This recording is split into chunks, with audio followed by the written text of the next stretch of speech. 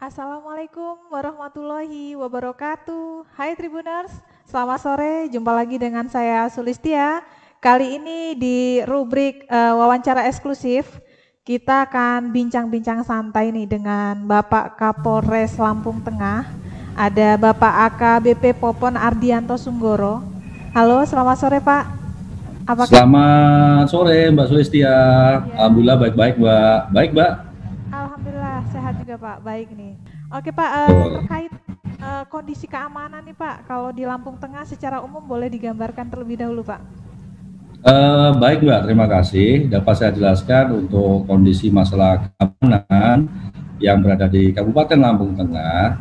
Memang di Kabupaten Lampung Tengah ini untuk tingkat kriminalitas memang bisa dibilang cukup lumayan tinggi.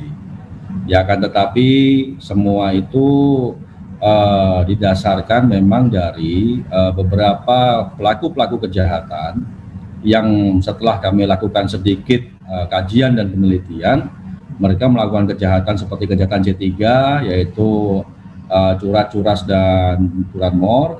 Itu mereka ternyata masih tetap mendominasinya itu di bawah ini Mbak, pengaruh narkoba. Begitu Mbak Sulistia. Oke.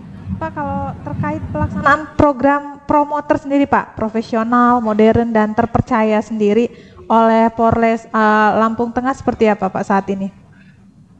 Baik Mbak, dapat saya jelaskan, kami dari Polres Lampung Tengah semenjak saya menduduki jabatan ini selaku pimpinan, saya pada saat datang sudah langsung membuat visi dan misi. Dengan jargon kami adalah Polres Lampung Tengah PAS, yaitu promoter, amanah, dan solid.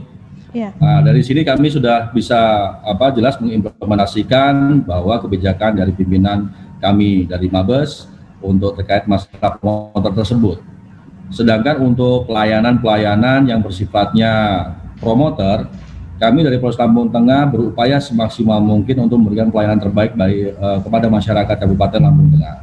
Memang betul pasti hanya kekurangan yang kami miliki, akan tetapi kami akan berupaya terus Mbak untuk menjadi lebih sempurna lagi. Begitu Mbak Sulistia. Iya, Mbak, ini kalau kita mengulas kasus-kasus yang pernah terjadi di Lampung Tengah sendiri ini kan identik dengan daerah yang bisa dibilang agak keras gitu Pak ya. Sering terjadi konflik horizontal seperti itu. Mungkin seperti apa pandangan Bapak, boleh dijelaskan terkait itu? Begini Mbak, memang pada saat saya masuk ke Kabupaten Lampung Tengah ini, memang betul yang Mbak sampaikan tadi, anggaplah memang Kabupaten Lampung Tengah ini bisa dibilang keras lah. Tapi sebetulnya tidak juga Mbak. Hanya permasalahan-permasalahan yang selama ini mungkin kurang sentuhan saja oleh baik dari segi penegakan hukum atau dari pemerintah daerah itu pun sendiri.